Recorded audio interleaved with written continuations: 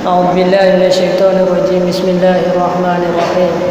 الحمد لله رب العالمين حمدا يوافي نعمه ويكافئ مزيده.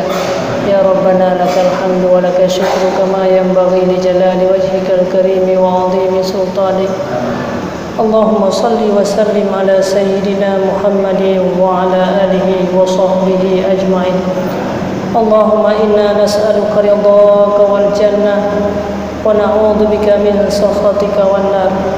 اللهم إنك عفو كريم حليم تحب العفو فاعف عنا يا كريم، فاعف عنا يا رحيم، فاعف عنا ya arhamar rahimin. Ya Allah, ya Tuhan kami, wahai Zat yang mulia, Engkaulah yang telah menyaksikan kami.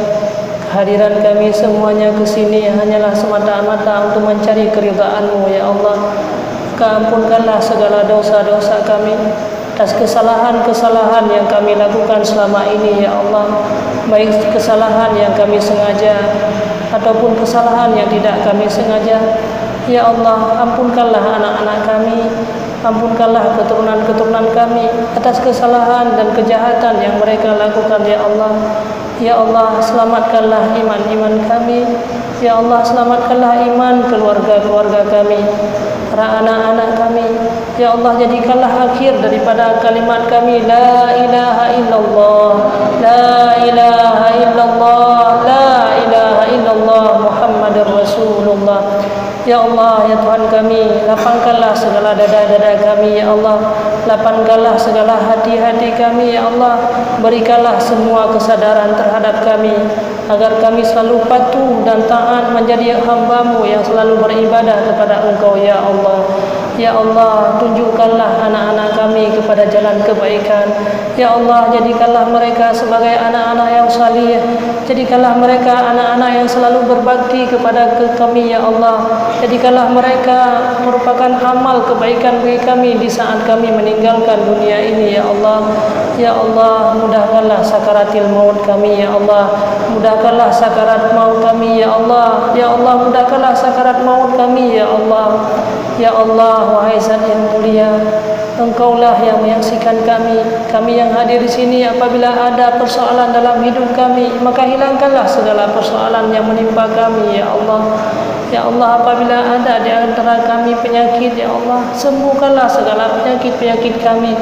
Apabila ada di antara kami keaiban, kekurangan, ya Allah, yang bisa menjadi kami termasuk orang-orang yang malu, ya Allah, terhadap Engkau, ya Allah, maka hilangkanlah segala kesusahan-kesusahan kami, ya Allah. Ya Allah, tunaikanlah segala hajat kami, tunaikanlah segala cita-cita kami, ya Allah. Tunaikanlah segala keinginan-keinginan kami, ya Allah. Ya Allah, wahai Zat yang mulia, kami selama ini selalu menzalimi diri kami sendiri. Kami telah menzalimi anak-anak kami, kami telah menzalimi keluarga-keluarga kami, ya Allah. Maka ampunkanlah segala dosa-dosa kami, lapangkanlah segala rizki-rizki kami, ya Allah. Ya Allah, ya Allah, ya Allah, ya Allah, ya Allah. Zat yang mulia, ya Allah, Engkau yang menyaksikan kami, ya Allah. Berikanlah sisa-sisa umur kami untuk selalu beribadah kepada Engkau, ya Allah. Kuatkanlah badan kami untuk selalu bisa menghadiri zikir-zikir kepada Engkau, ya Allah. Menghadiri segala majlis-majlis ilmu, ya Allah. Bersihkanlah rohaniah kami, ya Allah. Bersihkanlah rohaniah kami, ya Allah. Bersihkanlah rohaniah kami, ya Allah. Rabbana zalamna anfusana wa illam taghfir lana wa tarhamna lanakunanna minal khasirin. Rabbana atina fid dunya hasanah wa fil akhirati hasanah wa qina adzabannar. Sallallahu ala sayyidina Muhammad wa ala alihi wa sahbihi wa baraka wa sallam. Walhamdulillahi rabbil alamin. Al-Fatihah.